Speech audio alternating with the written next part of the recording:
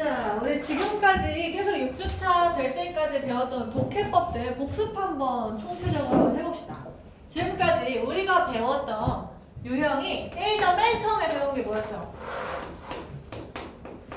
빈칸 유형들 푸는 걸 배우면서 기본적으로 우리의 보는 이제 수능 지문들은 다 세 가지의 논리 구조. 뭔가가 동의 관계로 연결되어 있다거나, 뭐 예를 들어서 주제문 나오고 뭐 예시들 나오고 이런 식으로 매핑이 된다거나 반대 맥락으로 연결된다거나 대비를 포함해서 뭐 비교급을 포함해서 뭔가 두 가지 소재의 대비 혹은 대조 역적으로 전환이 된다거나 아니면 화살표의 인과관계로 표현이 된다거나 하면서 기본적인 이런 세 가지 매핑 포인트를 잡아서 계속해서 지문에 매핑을 해보면서 그 중에 빈칸 유형의 답은 예를 들어서 어떤 것을 이제 동의어로 나올 수도 있고 어떤 것을 반의어로 나올 수도 있고 아니면 어떤 것을 이제 원인과 결과가 반복되면서 그 중에 하나가 빈칸 선지로 뚫려 있을 수 있고 이런 식으로 우리가 찾아야 한다고 답을 찾아야 한다고 얘기를 했었어요. 그래서 빈칸 문제 같은 경우에 우리가 선지를 보지 않고도 이 부분엔 얘랑 동의어가 들어가야 된다. 뭐 얘랑 반의어가 들어가야 된다. 뭐 이런 식으로 미리 답을 알고 선지 중에서 그걸 찾아내는 작업을 해야 된다고 했어. 선지에서 요것도 넣어보고 저것도 넣어보고 하면서 해석하는 게 아니라 선지를 보기 전에 뭐가 들어갈지 유추를 하고 들어가야 되는 게 빈칸 문제를 푸는 방식이라고 얘기를 했었습니다. 자, 그 다음에 문제를 풀었던 게 문장 삽입하는 그런 유형이었어. 자, 얘는 그런 문제라 그랬지. 수학 문제 풀 때 중간에 달력에 이제 물 뿌려지거나 찢어져 있거나 그런 유형이라고 했었어요. 그래서 갑자기 그렇게 논리적인 맥락이 끊겨 있는 부분을 찾아야 되는데 구체적으로는 첫 번째로 대명사나 대동사 같은 게 앞에 지침할 거 없이 갑자기 나타나는 경우가 있었고 혹은 갑자기 반대 맥락의 이야기가 나오는데 역접의 접속사가 없어서 그 역접의 접속사를 달고 나오는 주어진 문장이 그 사이에 들어가야 하는 그런 유형이 있었고 이런 유형이 제일 많았었죠. 그래서 이제 역접의 포인트로 이제 매핑이 되는 그런 지문들 같은 경우 전환이 어디서 이루어지느냐 어디까지 앞에 네모 이야기고 어디부터 세모 이야기냐 그 전환점을 찾는 게 중요했었고 그 다음에 제일 어려운 유형으로는 갑자기 결론이 이상한 그런 거 있었어. 거기서 나왔던 예시 지문이 뭐였냐면 어떤 이제 철도 회사가 철길 까는 데에만 올인을 했는데 그래서 망했다. 뭔가 이상한 인과관계로 철길 까는 데에만 투자를 했는데 주어진 문장으로 그 다음에 근데 비행기가 등장했다. 요게 나와서 그래서 철도 회사가 망했다. 이런 인과관계가 결론이 이제 타당한 결론이 되게끔 주어진 문장을 앞에 넣어야 하는 그런 세 가지 포인트가 있었어. 근데 사실 이 두 가지는 대칭이 돼요. 빈칸 문제 풀 때 나타났던 이 동의어 맥락이 요거로 연결되는 게 대명사가 있으려면 앞에 지칭하는 동의어가 있어야 되잖아. 근데 그게 없다. 그래서 요거랑 연결이 되고 반대 맥락 당연히 반대 맥락을 이용한 거니까 요거랑 요거 사이엔 역접의 표현이 있어야 된다는 게 없어서 문제가 되는 거고 결론이 이상한 것도 인과관계를 활용해서 이 인과가 맞지 않아서 인과가 맞도록 새로운 메모를 넣어줘야 하는 그런 유형인 거고 그래서 요 세 가지는 아주 고난도 문제, 빈칸 유형, 삽입 유형, 고난도 유형에서 굉장히 중요한 세 가지 기본적인 틀이 된다고 계속해서 쌤이 강조를 하는 거야. 자, 그러고 세 번째로 배웠었던 게 순서 유형이에요. 순서 유형 같은 경우엔 요 세 가지를 포함해서 문제를 이제 풀어야 되는 것들도 있고 그냥 뭐 스토리 라인인 경우도 있고 모든 걸 지금까지 쓴 거 활용해서 끝말잇기가 되도록 ABC에 세 덩이가 있으면 여기끼리 같은 이야기로 혹은 역접의 접속사로 잘 전환이 되도록 끝말잇기를 잘하는 게 이제 순서 문제의 포인트였고 우리가 지금 배운 게 이제 주제하고 제목 유형이었는데 얘네는 그냥 이제 핵심을 파악하는 것만 하면 되기 때문에 기본적으로는 내용 지문 읽으면서 이 세 가지 논리 구조를 활용하면서 지문을 이해한 후에 얘네들은 선지 분석이 중요했지.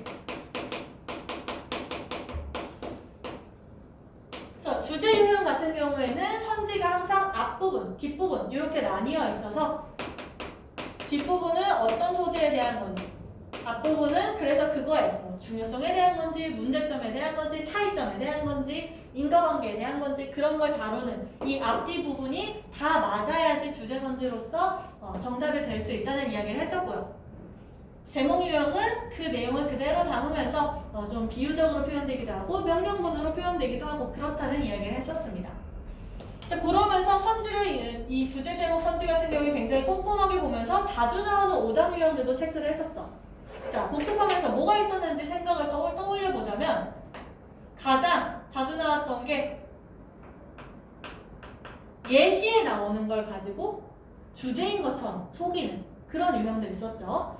일부만 보고 전체처럼 확대하면 안 되는 그런 오답 유형이 있었고, 그 다음에 아예 반대되는 이야기로 우리의 이제 지문에서 하고 있는 이야기랑 아예 반대되는 이야기로 얘기하고 있는 그런 선지 있었고, 그 다음에 또 다른 자주 나오는 이야기가 너가 오버해서 혼자 생각해서 찍게 만드는 그런 유형이 있다고 했었습니다. 그래서 요 세 가지 대표적인 오답 유형 조심해가지고 뭐 아예 언급되지 않는 것 같은 경우에는 골라내기 쉬우니까 너네가 이제 속아 넘어갈 만한 위험한 요거 세 가지 이제 오답 유형을 잘 지워내시면서 주제 제목은 푸시면 되겠다. 자, 그 다음에 오늘 6주차에서 들어가는 추가되는 것들은 뭐냐면 5번 요약문 풀 거고요. 2개씩 풀 거야. 요약문 유형, 어휘 유형, 그 다음에 함축 의미 유형 이렇게 풀 건데 사실 지금까지 한 걸 다 그냥 활용해서 푸는 거야. 그래서 두 문제씩 오늘 풀어보면서 어떻게 구체적으로 응용이 되는가 살펴볼 건데 요약문 유형 같은 경우에는 항상 거의 요거 아니면 요거로 특히 요게 제일 역점이 제일 자주 나와. 항상 뭔가 실험을 했는데 그 결과가 A에서는 이렇게 나오고 B에서는 반대로 저렇게 나왔다. 뭐 이렇게 나온다거나 무슨 실험을 했는데 A를 했더니 B가 됐더라. 이렇게 나오거나 그래서 매핑이 또 요약문에서도 또 한 번 굉장히 중요해지고요. 어휘 유형에서도 이제 빈칸 풀듯이 요약문 풀듯이 매핑을 활용해서 이제 풀게 되는데 어휘 같은 경우에는 이제 반의어를 넣어서 맥락을 맞춰야 하는 경우에 그게 정답 선지가 됩니다. 1, 2, 3, 4, 5 중에 틀린 걸 하나 고르게 하잖아. 근데 그 틀리는 선지가 애매하게 틀리는 게 아니야. 뭐 예를 들어서 뭐 many가 들어가야 되냐, a lot이 들어가야 되냐, 뭐 some이 들어가야 되냐, many가 들어가야 되냐 이런 거 가지고 물어보지 않고 완전히 반대되는 거. 뭐 예를 들어서 외향적이다라는 단어가 들어가야 되냐, 내향적이다라는 단어가 들어가야 되냐 이런 식으로 완전 반의어가 들어가야 되는 경우에 정답이 되도록 설계가 되어 있어요. 그래서 전체적인 매핑에 맞지 않는 부분을 찾아내면 되는 거고요. 자, 삼축의미 유형 같은 경우에 가장 신유형이야. 새로 나온 한 3년 정도밖에 안 된 유형인데 얘는 사실 그냥 주제 제목이랑 비슷해.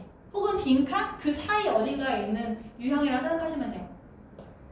함축 의미를 물어보는 밑줄이 그어져 있는 부분은 아까도 한번 말했지만 비유적인, 상징적인 표현의 밑줄이 그어져 있고 그 비유적이고 상징적인 표현은 항상 지문의 핵심을 담고 있어. 지문의 핵심을 물어보기 때문에 주제 제목 유형이라고도 볼 수 있는 거고요. 지문의 핵심을 담고 있는 표현이라서 우리가 읽기 전에 선지를 읽기 전에 답이 뭔지 우리가 유추를 해볼 수 있어. 그래서 빈칸과도 비슷합니다. 물론 매핑을 활용해서 이제 답이 나오는 경우도 많고. 그래서 그렇게 우리 세 가지 유형에 대해서 우리 두 문제씩 풀어보면서 독해 유형 마무리를 해보도록 하겠습니다. 이렇게. 자, 이번에 속도로 풀어야 되는 독해는 없기 때문에 좀 책이 얇아요. 마지막 거기 때문에.